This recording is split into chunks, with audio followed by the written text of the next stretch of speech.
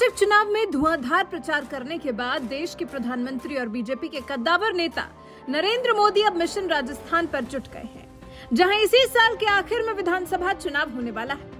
और ये चुनाव बीजेपी के लिए कितना अहम है, ये इसी से समझ सकते हैं कि राजस्थान चुनाव के करीब 6 या 7 महीने बाद ही देश में लोकसभा चुनाव होगा, जहां एक बार फिर मोदी सत्ता की हैट्रिक लगाने के इरादे से मैदान में उतरेंगे। इसलिए मध्य प्रदेश, छत्तीसगढ़ के साथ साथ राजस्थान में भी होने वाले विधानसभा चुनाव को सत्ता के सेमीफाइनल के तौर पर देखा जा रहा है। और ये सेमीफाइनल किसी भी तरह से बीजेपी जीतना चाहती है, जिसके लिए खुद पीएम मोदी ने अभी से मोर्चा संभाल लिया है। इसलिए कुछ ही दिनों पहले पीएम मोदी राजस्थान दौरे पर गए थे, जहां एक साथ कई जिलों का दौरा किया, जिनमें से एक जिला रामसमंद भी था, जहां पहुंचते ही उनका स्वागत दीप्ति किरण माहेश्वरी ने किया, जिसके बाद से ही राजस्थान से लेकर दिल्ली तक उनके नाम के चर्चे चल रहे हैं। हर कोई जानना चाहता है कि आखिर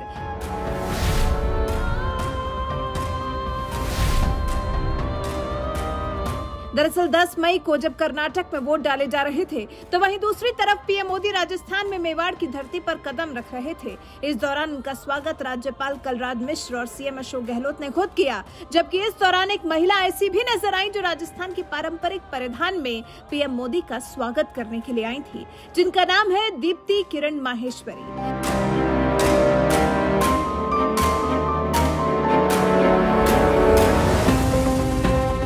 मोदी के दौरे की जिम्मेदारी जिन बीजेपी नेताओं पर थी, उनमें से एक दीप्ति किरण माहेश्वरी भी थी, जो मेवाड़ की राजसमंद विधानसभा सीट से विधायक हैं।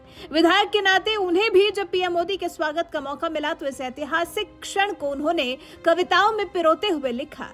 नित्य ही नूतन जन से संचित, अक्षुण बल से स्वयं ही रक्षित। मोदी जी को आदर्श बना लो, सदा सगंधित, सदा अखंडित। विश्व गुरु फिर से कहलाएं, श्रम की अविरल धार बहाएं।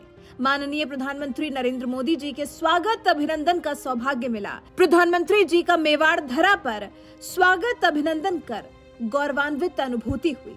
इससे पहले भी बीजेपी विधायक दीप्ति किरण ने कविता उस वक्त लिखी थी जब पीएम मोदी का दौरा होने वाला था।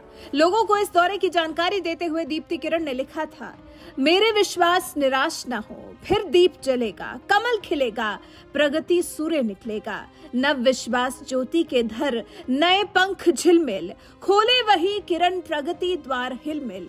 भगवान श्री कृष्ण के स्वरूप श्री जी बाबा के दरबार में और भोलेनाथ के विश्व विश्वास स्वरूपम के अवतरण की धरती श्रीनाथ द्वारा में देश के यशस्वी प्रधानमंत्री माननीय नरेंद्र मोदी जी का आगमन 10 मई को हो रहा है। महाराणा प्रताप के पुण्य धन्य धरा मेवाड़ में पधारने पर नरेंद्र मोदी जी का राजसमंद वासियों की ओर से हार्दिक स्वागत अभिनंदन।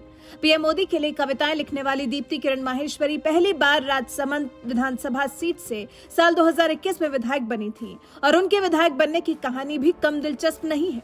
दरअसल जिस राजसमंद सीट से आज दीप्ति किरण माहेश्वरी विधायक हैं, उस सीट से कभी उनकी मां किरण माहेश्वरी विधायक हुआ करती थी।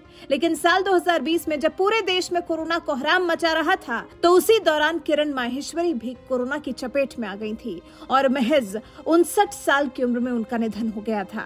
उनके निधन पर पीएम मोदी से लेकर कांग्रेस नेता अशोक गहलोत तक ने दुख जताया था। एक ट्वीट में पीएम मोदी ने लिखा था, किरण माहेश्वरी के असामयिक निधन से पीड़ा हुई। राजस्थान सरकार में सांसद, विधायक, कैबिनेट मंत्री के रूप में रही। उन्होंने राज्य की प्रगति की दिशा में काम करने के लिए कई प्रयास किए। उनके परिवार के प्रति संवेदना। ओम शांति। जबकि राजस्थान के सीएम और कांग्रेस नेता अशोक गहलोत ने भी दुख जताते हुए लिखा था, भाजपा नेता और राजसमंद की विधायक किरण माहेश्वरी जी के असामयिक निधन से दुखी हूँ। इस कठिन समय में उनके परिवार के सदस्यों और समर्थकों के प्रति मेरी हार्दिक संवेदना। भगवान उन्हें ये नुकसान सहने की शक्ति दे, उनकी आत्मा को शांति मिले।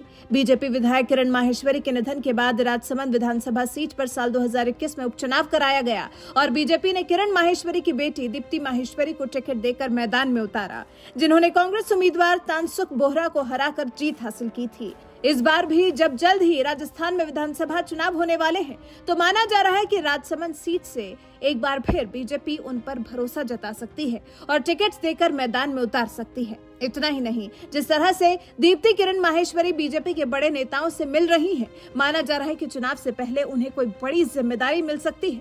बहरहाल इस पूरे मामले में आपका क्या कहना है, अपनी राय हमें कमेंट कर जरूर बताएं। साथ ही मेवाड़ के दौरे पर गए पीएम मोदी ने क्या कुछ कहा, आइए आपको सुनाते हैं।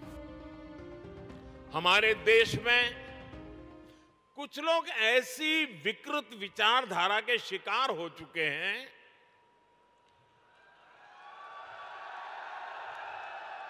इतनी नकारात्मकता से भरे हुए हैं, देश में कुछ भी अच्छा होता हुआ वो देखना ही नहीं चाहते और उन्हें सिर्फ विवाद खड़ा करना ही अच्छा लगता है। अब आपने कुछ सुना होगा, जैसे कुछ लोग उपदेश देते हैं कि आटा पहले कि डाटा पहले, सड़क पहले कि सैटेलाइट पहले।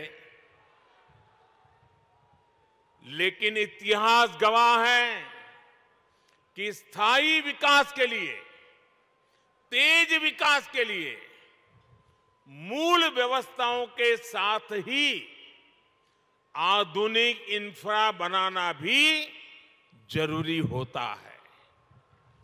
जो लोग कदम कदम पर हर चीज वोट के तराजू से तोलते हैं, वो कभी देश के भविष्य को ध्यान में रखकर योजना नहीं बना पाते। हम कई बार देखते हैं गांव में पानी की टंकी बनी, लेकिन वो 4-5 साल में ही छोटी पड़ जाती है। कितनी सड़कें या फ्लाईओवर ऐसे होते हैं जो 4-5 साल में अपर्याप्त लगने लगते हैं। हमारे देश में इसी सोच की वजह से इंफ्रास्ट्रक्चर के निर्माण को प्राथमिकता नहीं दी गई। इसका बहुत नुकसान देश ने उठाया है। अगर पहले ही मान लीजिए पर्याप्त संख्या में मेडिकल कॉलेज बन गए होते तो पहले देश में डॉक्टरों की इतनी कमी नहीं होती।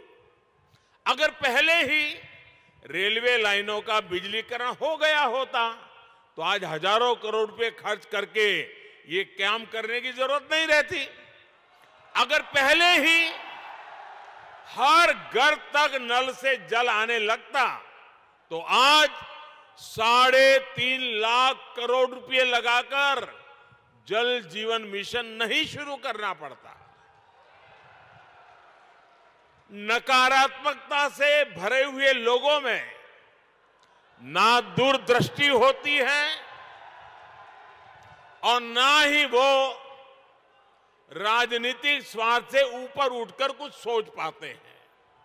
आप सोचिए, अगर नाथ द्वारा की जीवन रेखा कहे जाने वाले नंद समंद बांध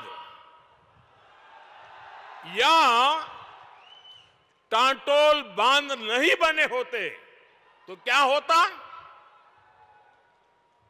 और हम तो राजस्थान और गुजरात के लोगों के जुबान पे लाखा बंजारा का नाम बार बार आता है। हम लाखा बंजारा की चर्चा करते हैं। पानी के लिए लाखा बंजारा ने अपना जीवन खपा दिया था।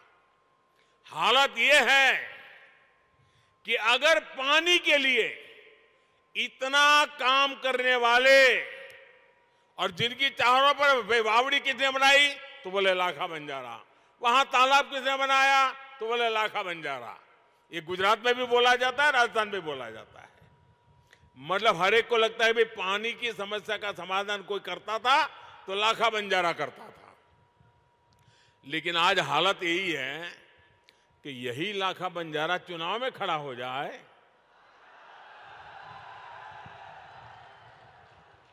तो ये नकारात्मक सोच वाले उसको भी हराने के लिए मैदान में आएंगे।